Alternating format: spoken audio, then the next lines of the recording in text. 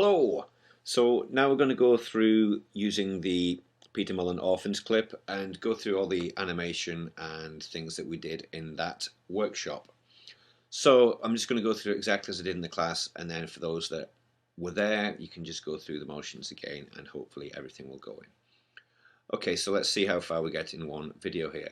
The Mullins Orphans clip should be on all the machines in C114 still, so you can easily go through this again or just use your own footage. The principles obviously are the same. So I double click my Orphans clip, scroll through, excuse the audio scrubbing. Okay, so we started from the silhouette of the guy, so with my left and right arrows find that exact place. I for in point, because that's where we're going to come from, and this goes right to the end of the clip, so we don't need an out point, we're just taking that clip. So again, physically drag it down to the timeline.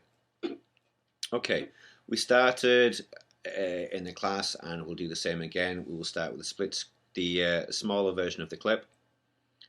So double click your clip, and in your motion tab in the viewer you can just change the scale down. I think it was about 45 because later we're going to have the split screen of 1, 2, 3. So 45, let's go for 50. I think 50 will fit fine. Okay, and we don't need a keyframe yet, we're just putting it to the side here.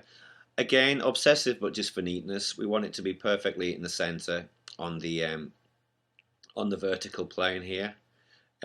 Horizontal just to the edge of the screen. Vertical should be bang in the middle. So your center point here, you've got your vertical here, so we're minus 225, which means we're to the left, we're behind the 0 point here.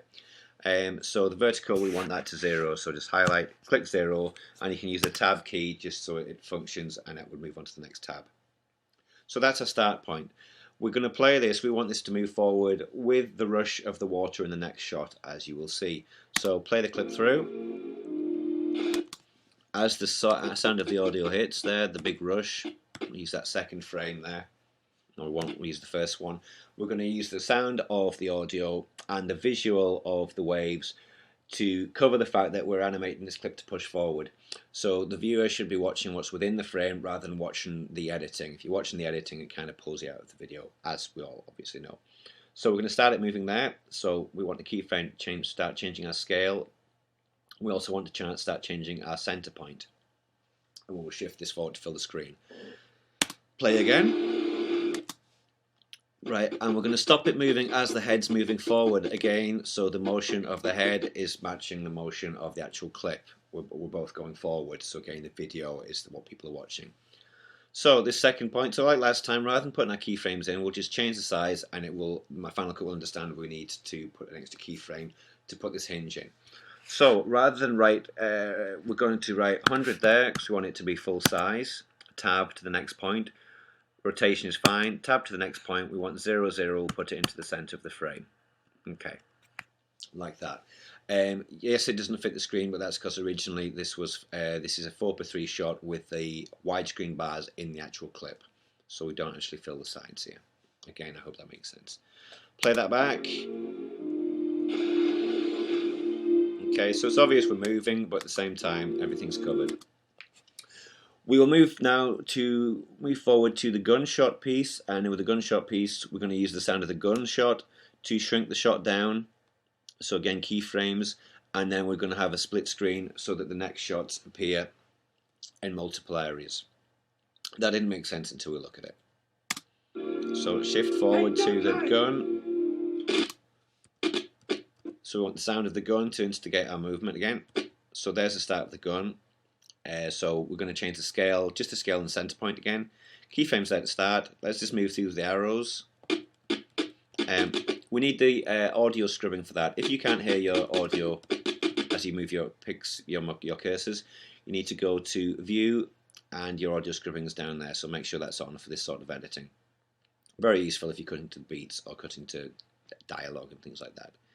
Other thing there as well, if you've just been using your viewer, you won't hear the audio scrubbing because it thinks we're up here, so just click the timeline again, and there's our sound.